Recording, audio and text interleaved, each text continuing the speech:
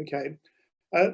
I'll be mentioning, as other people have mentioned already, the main two publications that have come out over the House and Hearth, one of the reporting on the conference in October 2004 at Oxford, is very important. It's the basis for partly what I'm going to be saying this afternoon.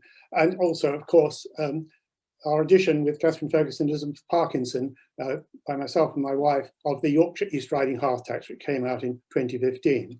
The East Riding, I don't know how well the East Riding is known by people, but this is an interesting area because we consider it very much as an island, both culturally and physically.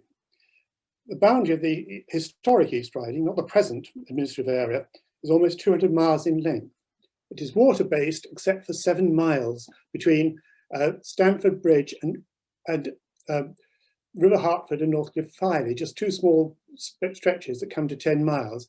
Could you click the next two, please, Adrian? I'll just show where those two stretches are. Thank you. There are three main natural regions. The flat Vale of York, the plain of Holderness on the east side, which is not as flat, it's got hummocks of clay in the area, boulder clay. And then in the middle, the most important section of the East Riding physically, the Yorkshire Wolds, which rises to, say, 600 feet, the Great Chalk Wolds, which goes in a great crescent round from the Humber, near the Humber Bridge, right round to Flamborough Head. There are, in 1672, at the time of our Hearth Tax, there were three main towns.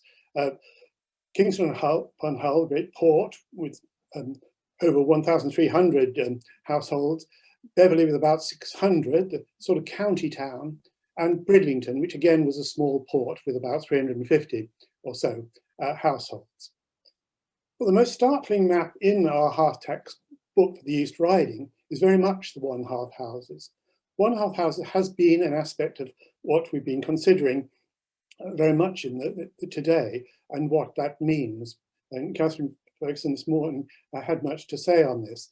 And it is a very interesting aspect, but you can see from this map that over 70% of most of the East Riding, the parishes, had one hearth houses. If we had the map with 90%, much of the top half of the East Riding would have 90% of the households in the parishes with one hearth. And everywhere within the area outside the towns, we find that there are nearly 90% either one and two hearth houses. We do seem to be an area of few hearths in our houses. So this is something really to consider. And the next, please. This is not dissimilar to what Catherine showed earlier. Mine's not as exhaustive list, but I just made this up, and surprisingly it has similar sort of figures, which does show this north-south divide. In a sense, in the East Riding, there's some sort of north-south divide. In the bottom half of the East Riding, around the main towns, there are better hearth parishes. But here, the north-south divide in the country is very evident, and was very evident in Catherine's table. I haven't included Northumberland, which had a much higher percentage of one hearth houses, or the North Riding, which was very similar to the East Riding. But you can see East Riding Westmoreland is similar, and Durham just a little less. But then when we go down to the bottom of the area, Kent and Dorset, and of course we'd have seen with Sussex as well, probably, the percentage of one hearth houses is half that of the north part. Now, as we've heard on today, quite a lot of the people have been saying that this doesn't indicate that the people in one hearth are necessarily poorer, and in some cases doesn't necessarily show that the houses are smaller. Go to the next, Adrian, please. If we look at Kent in particular and comparing Kent, of course, this is very evident here between the East Riding and Kent, whereby one hearth are half the percentage of what they are in the East Riding, and well, two hearths are twice that in the East Riding. The East Riding is particularly has a particularly high proportion of one hearth houses, and there has been quite a lot of discussion: poverty, smaller houses, or something else. Well, I think there are a lot of other issues in relation to the East Riding, which we will come across, I hope, if we have the time during this more rushed session for me. I put at the bottom a quote that Paul Barnwell put in his very good conclusion to the report on the 2004 conference, and saying one of the most significant questions bearing on the uses to which historians can put the evidence of hearth tax is that concerning the relationship between the number of hearths on which a household was assessed and the wealth of that household. Next, please. Exempt households have also been discussed, and I think although exemptions come for various reasons, and the reasons given in the case of the in a number of the returns for the East Riding on exemptions, rent less than 20 shillings, which we've heard, personal property less than £10, and receipt of poor relief. It's only the bottom two, personal property less than £10 and in receipt of poor relief, that suggest more the poverty than the rent less than 20 shillings. The rent less than 20 shillings, you could be paying quite a modest sum for various reasons.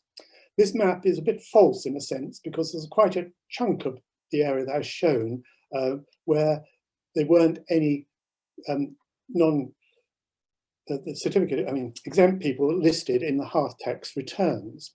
I can think of one just north of Hornsey, just on the coast, and that here, a place called Attic, which had 25 households listed, no exemptions, but exemption certificates, of which we got many for the East Riding in 1670, showed 13 people exempt, all but 2 or 3 listed as poor men. One in relief, 2 houses were empty, and they were paying those who were poor their rental from 8 shillings to 20 shillings. So there were 13 people possibly, as well as the 25 there, and that would have given a different colouring to the map for that. And this would be the same in many other places. Next, please, Adrian. That last map showed the same as the top part, the northern part, the walls, the top part of the walls as being in that way. Margaret Spafford, in one of her pioneer papers, and where she compared, looking at the Hearth Tax, and she drew on 101 inventories where she could equate them with the time of the Hearth Tax, people who are in the Hearth Tax list. I've managed 103 from a similar period, tying in with the Hearth Tax returns, very much from the 1670s up to about 1680, possibly with changes in the houses.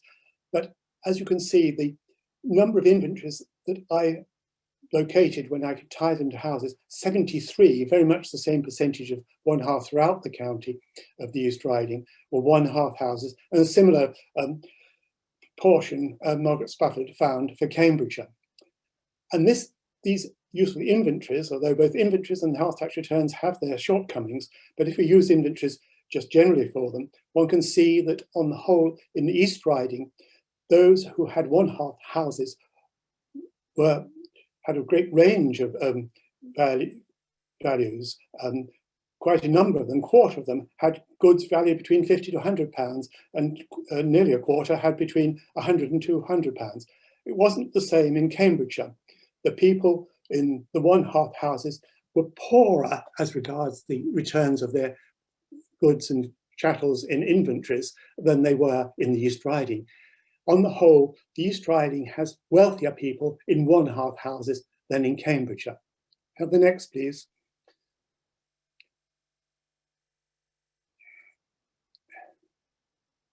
Next should say something just coming below this table. In the East Riding, I worked out the median value of goods in inventories. One hearth had 49 is the median value, 2 hearth 92, and 380, which does show that the wealthier you are, the more money you had recorded in the inventories, the large likelihood to have more hearths. We haven't got all that wonderful information that was just seen in regard to the Weald with occupations in Sussex and Hearth Tax. We don't have that, but using inventories, the inventories of 15 yeomen showed that 4 of those only had one hearth, but they still had more hearths than the other 2 groups, husbandmen, which you can see, and craftsmen, which is just missing off the bottom. All the craftsmen were in one hearth, and husbandmen, who were of course tenant farmers, only were in one hearth houses. So there is a correlation. Here, the next, please. And the correlation, of course, is very evident when we get to the large scale of the housing, when we get to the country houses. The largest house in the East Riding was Burton Constable. And this is a fine painting of the house at the end of the 17th century. It had 40 hearths in 1672. If we go to the next, we'll just close up a little on the house. And then the next straight away, please.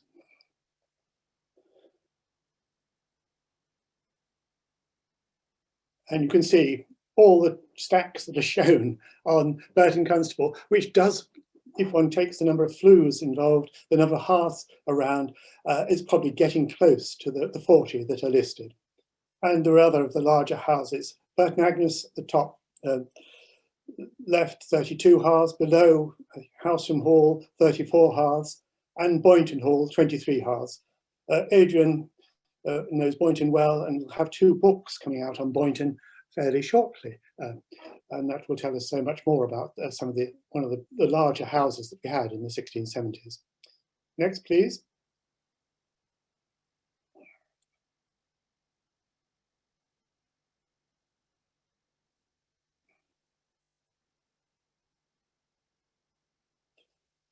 Well, this is Old Hall, Elmswell, built sort of 1635-40 by Henry Best. His widow, or his daughter-in-law in 1672 was in the house. There were 9 hearths. So this is a 9 hearth. So it's our next stage. We haven't got very many houses in the East Riding that are still standing from the 1670s. I can only count about 50. And when you consider places like Kent, Sussex, Essex have going into the thousands of ones from that period. We are very poorly off for houses, and there are reasons for this, of course. Henry Best is very famous for his farming book and account book, first published in the 1850s. A new edition by Henry Woodward, the Donald Woodward, came out in by British Academy in the 1980s, an excellent edition. And he is famous for his writing, famous farming book, and giving economic historians and social historians a great deal of information about life in a yeoman's farm, upper class yeoman really, a farmhouse in the 17th century. It's a wonderful house, you can see, very fine for us. And if we have the next, please, you can see that's it in 1980. The next slide will show us gradually coming to what its state is now and was from 2015. A great battle was fought to save this house. It was still in a safe state to save when it was reduced to a ruin at enormous expense by the owner. He could have restored it. It had a compulsory purchase put on the house, and Spitalfields Trust was going to take it over. The compulsory purchase, the owner took it to court, and it was given a stay of execution. Nothing further happened, and then he finally was given permission to reduce it to a ruin. You can visit one day a year, April the 1st, All Fool's Day. I don't know whether the owners made a fool of us all. I think it should have been saved. This is a view of how before it went, and below is inside in its present state. It's a sort of controlled ruin, but it's still a very sad picture of what we once had. Planned by Adam and Neave in 1993 shows the layout, very straightforward, 3 rooms on each floor, which is also indicated by an inventory of 1669 for Henry Best's son. And on the ground floor, there was parlour, hall, kitchen, and a buttery, small buttery. First floor, parlour chamber, middle chamber, kitchen chamber, and 3 garrets. Now, it was a 9-hearthed house, and you'd think that would have meant that there were hearths on each floor for those 3 rooms. Well, there was no sign in the attic floor at all of any hearths ever having been there. This presents us with the question, were the other buildings attached to it that were included in the Hearth Tax returns for Mrs. Best? And they probably were, something that's gone, or it had a wing in some way that's gone. But only 6 can be accounted for, and range and fire goods are only listed in the hall and kitchen. The next in size in our rural areas, usually in the community, and sometimes the largest house, was the parsonage house. In in a quarter of the villages, it was the largest house to be found. Rectories, of course, are going to be the largest because the source of income was so much greater in the great tithes. And the average size of the rectory houses was 5 hearth, while the size of vicarages was only 3 hearth. We only have one parsonage house that in any way dates from the 1670s, and that's the former rectory house at Eton, and you can see its great external stacks. It had 6 hearths in 1672, and you can see there 6 flues still sort of shown. So it's probably much a hall and a crosswing at the time. We don't have an inventory. It's interesting to know that the rector's called Black Alla, not Black Adder. The parsonage house is provided with much more detail when we have the glebe terriers. And here, the glebe terrier of 1685 says the parsonage house consisted of 10 rooms below, and namely the hall, 4 kitchen, back kitchen, 3 little office rooms, 2 butteries, 1 larder, a room commonly called the coal house. There are above stairs 4 lodging chambers, 1 closet, a garret, with a room over the kitchen called the corn chamber. Glebe terriers, if they exist for the period of the late 17th century, do help us fill out the information from Hearth Tax. So where you've got that sort of information, not as rich in the York diocese as one would like, because most of the glebe terriers are of the 18th century. The other thing the early 18th century glebe terriers show us, this is the glebe terrier for Killick by Wotton, Killick on the Wolds, in 1743. And it says, the vicarage house is a building of mud walls and thatch without chambers, consisting of 2 roomsteads and circa 10 yards long. This is very useful indeed, because this really gives us a very accurate picture of what many of our 1 hearth houses would have been like in the East Riding. This has got 2 rooms. Some of them would have only had 1 room, but very poor indeed. It leads us, go on to the next. It's okay, go on, Adrian. We go on to the next slide. It leads us on to the other factor that really does determine, I think, quite a lot of the size of houses. And 1 hearth is usually suggesting a smaller house, and our smaller houses are there because I think we have poor quality building materials in the East Riding. And Paul Barnwell makes that point in his summary at the end. The shortage of good building materials in large parts of the East Riding may have meant that a modestly proportioned 1 hearth house in fact represented the same or a greater level of investment than a larger 2 or 3 hearth house in another part of the country. Quickly go on to the next ones, Adrian, because they all just show where the thing. Just go on to the next one. Next one. I was trying to be clever at the time, and the next one, that'll do. This shows the main building materials available in the East Riding, probably in the 1670s. Mud was ever present in Holderness and the Hull Valley, which were a very important section of the East Riding, which has the 2 big towns of Hull and Beverley in, and much used was mud. Cobble was found along the coast, and this was a hard-wearing stone, but difficult to build in. But the only examples of possibly 17th century cobble houses are in Hornsey, the small town of Hornsey. The middle belt of the East Riding was the chalk wolds. Chalk is not a good building material. The lower section, the lower 2/3 of the wolds, it's not good at all. But when you get into far northeast, going towards Flamborough Head, it's a very hard-wearing chalk.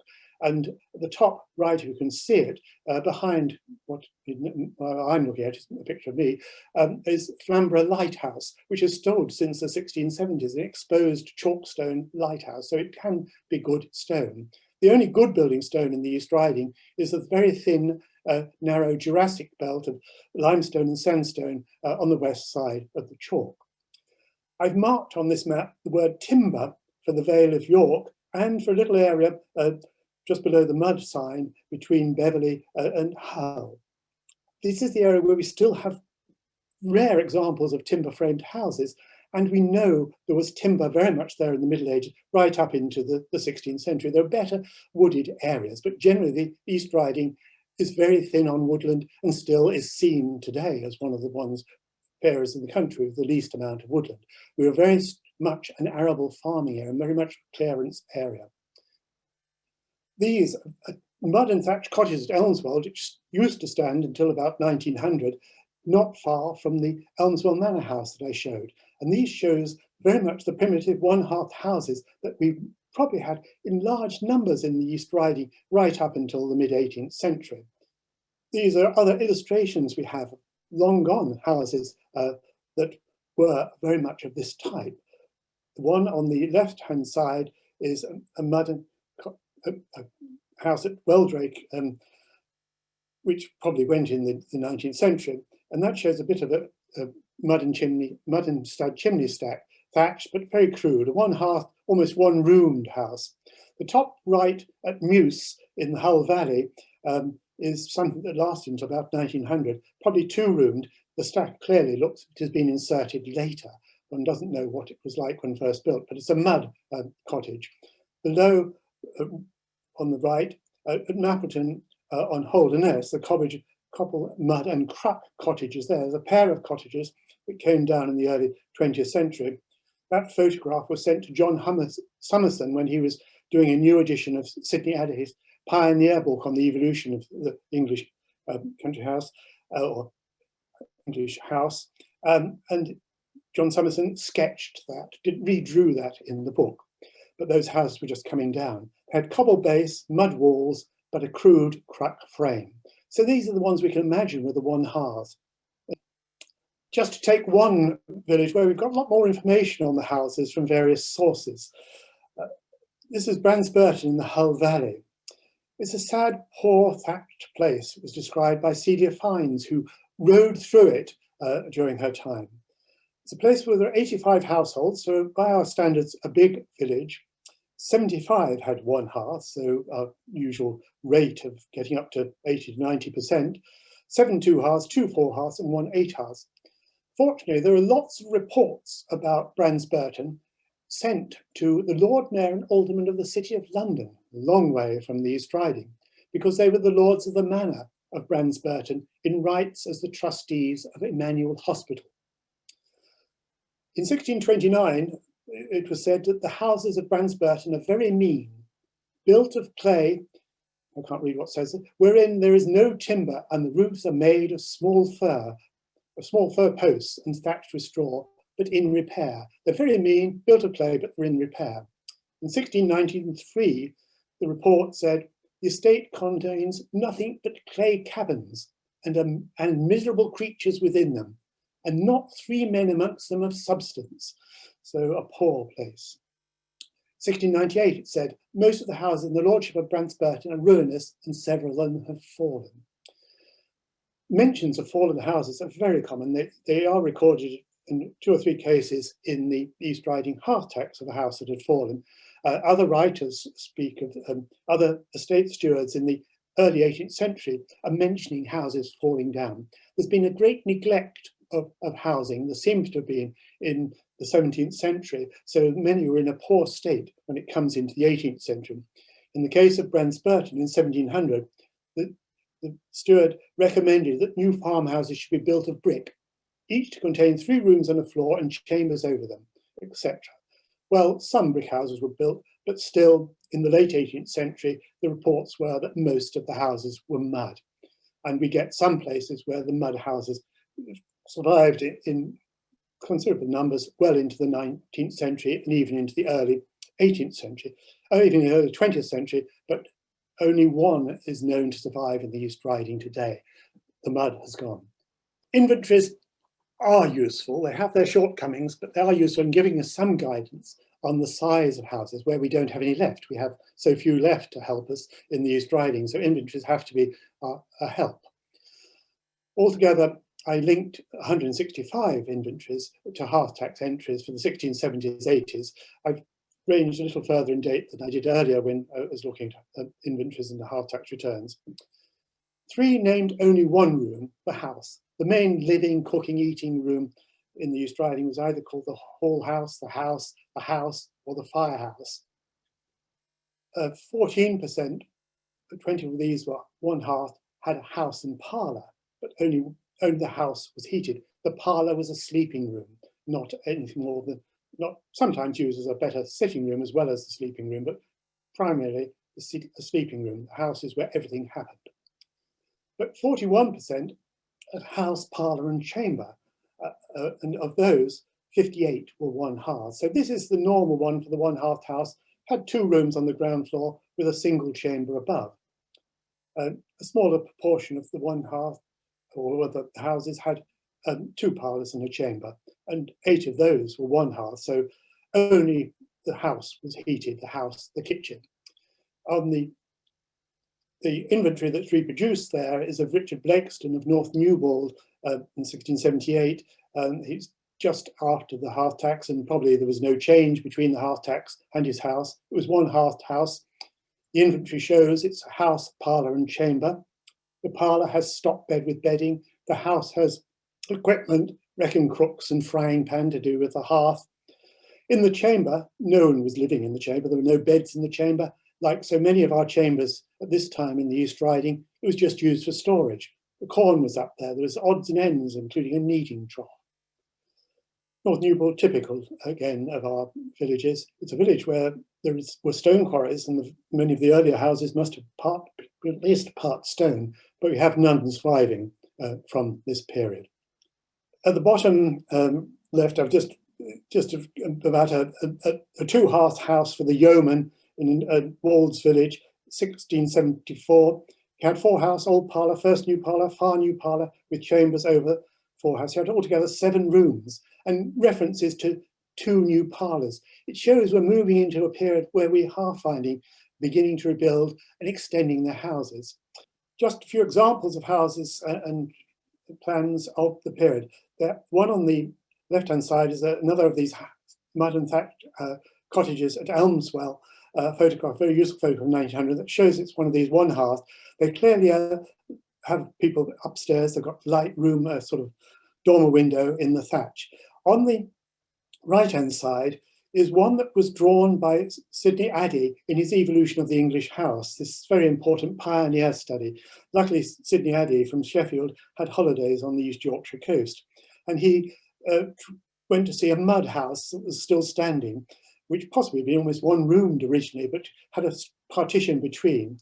Its original flue or fireplace was at the right-hand side. He describes it. He describes the sort of mud and stud chimney piece that went up from that. So it gives us a good example of what they may have been.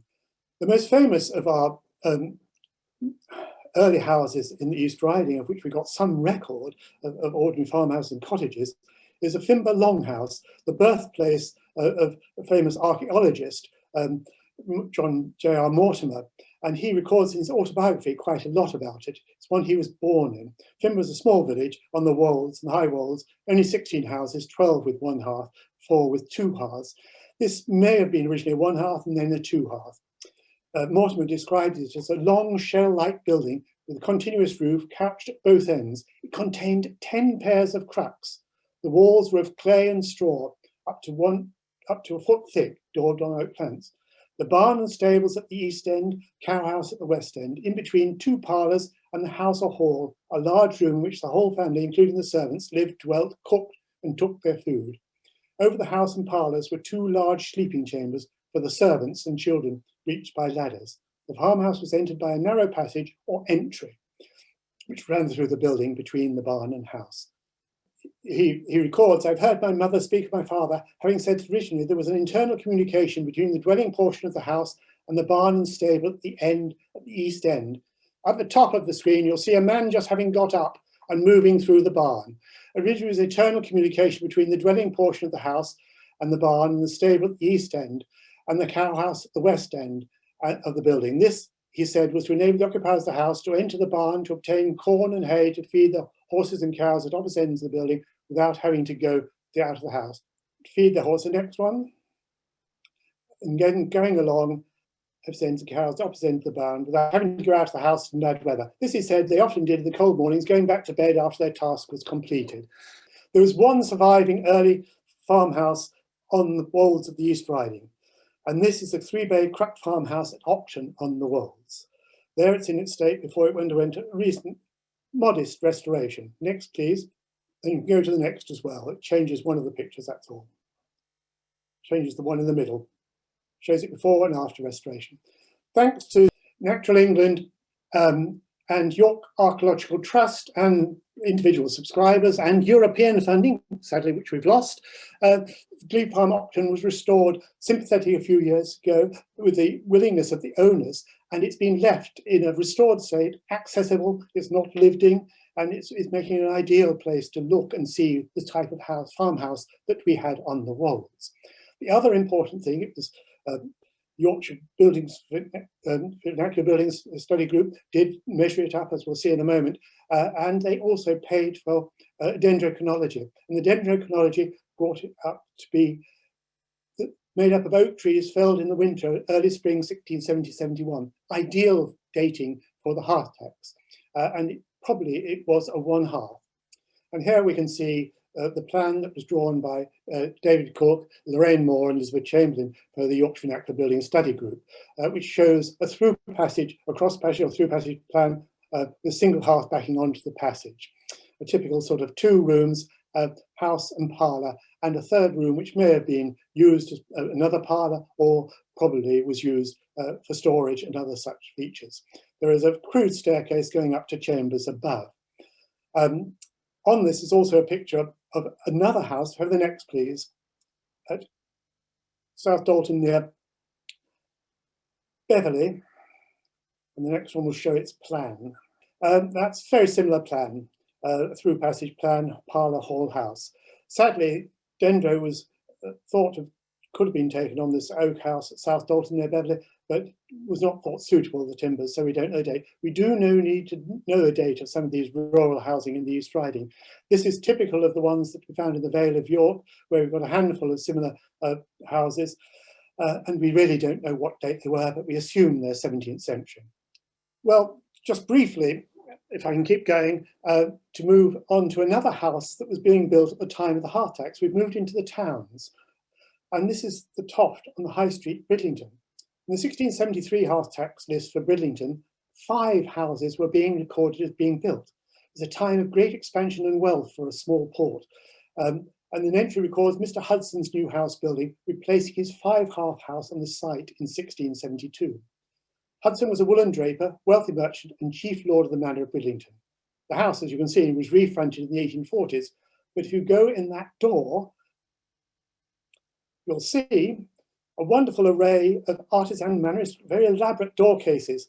There are 11 different door cases to the rooms inside, and wonderful chimney breasts as well, all in a very ornate woodwork fashion, and a fine staircase. The staircase goes up to the attic and further, as we'll see in the next, please. And the next, please. It had a staircase wing, accommodating the staircase, which led up to a turret on the top. Next, please. There, you can see, you can just spot it. It's gone now, sadly. It was taken down in the 1940s or so, 30s or 40s. And that was so that the merchant could look out at his ships at the harbour below. The next door house is also 17th century, and it's got a date stone with the initials CWE 1693 for a joiner, William and Esther Kent. Just out of interest, this was the birthplace of the famous William Kent, the architect, landscape gardener, who was born in Bridlington in 1685. We've moved on to Hull. Bridlington was a thriving port. Just a brief look at Hull to take into some points that were made earlier on, particularly by in regard to Roger Leach's point about the walking orders and things like that. Kingston upon Hull was very much, as it appears on Noller's very fine bird's eye view of 1640 on the right. It was a large, thriving port, trading with the Baltic and Low Countries, bringing in timber and many things that way, and also exporting much of the goods of the West Riding.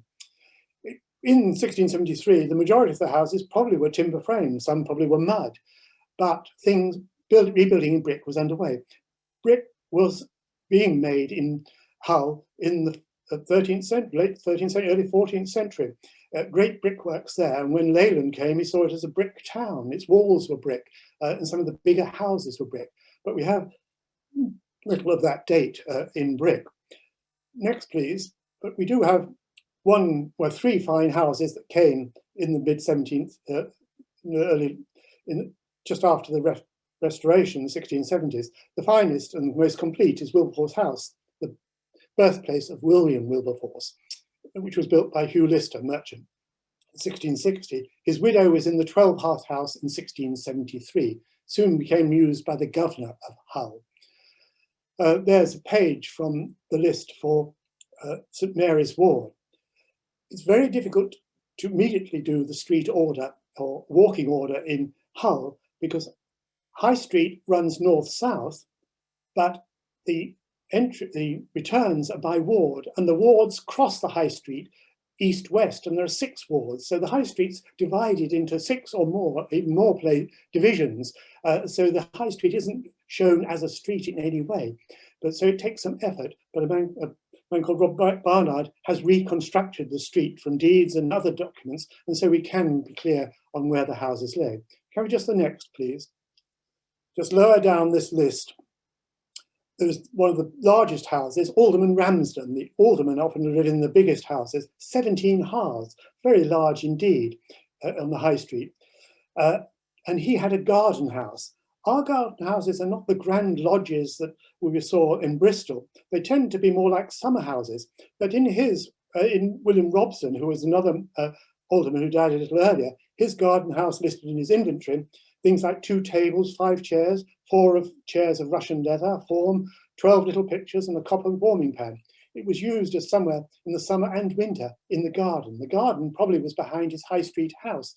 These High Street houses, like Wilberforce House, backed onto a yard or garden and then onto the River Hull and their private stays.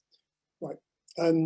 This is in Beverley. This is work Susan's been doing on Beverley. We're fortunate to have an Easter rate book in 1674 that does the divisions by street, but also whether the east and west. So on the left is the Easter book, on the other right is the Hearth Tax return. And if we just quickly do the next 2 or 3 quick clicks, please, Adrian. Just trying to link in the Easter book with the Hearth Tax helps us identify something to make a walking order for the Hearth Tax and get which is the east and which is the west side of the street. So very helpful to have that Easter book. There's just an example of a house and its listing. Go straight on to the next, please, a 14-hearth house. We'll just almost pass this by, but the other aspect I want to just touch on is the very last one, to get back to why we have one-hearth houses. One of the reasons may have been that we had the scarcity on much of the area of fuel, particularly on the Wolds. There's very little woodland, so we didn't have that. And quite a lot of people depended on quite meagre amounts of fuel. And if you had more than one fireplace, you needed more than one fuel if you're using it. So there's often sense in just keeping to one main fireplace. And as is suggested by Paul Barnwell, the large fireplaces, wide fireplaces with the fuel being wood and things which were kept up all the time would heat much more of the house than the smaller grates required for coal. If we can quickly go over the next 2, to the second one. Very few places had coal, but one of the things that was much used in parts of on the Wolds and in Holderness were dried cow dung. It was one of the great fuels of the Wolds, and we get many mentions in probate inventories of cassons, the term for the Hearth Tax, in the probate inventories for dried cow dung. We've got a good description of how it was collected from the fields and dabbed in lumps on the walls at Fimber to dry on the sunny side of the houses. Dried when they're taken off and burnt. A man who lived in a one-hearth house at Nafferton was required to pay tithe on 100 heaps, or rooks, which is also heaps, of beast stungs collected each year. So sorry about the way we've had to move more slowly through with the slides, but at least we could do it. I'll just leave you with the last picture to show there's a lot of sense in collecting cow dung from fields. We might all have to do it. We spent the lockdown walking on the wonderful Westwood Common, which is near us, 700 acres, which was spent much of our time avoiding the cow pats. We probably should have collected them and dried them as our fuel in time. It's a renewable source. So thank you very much.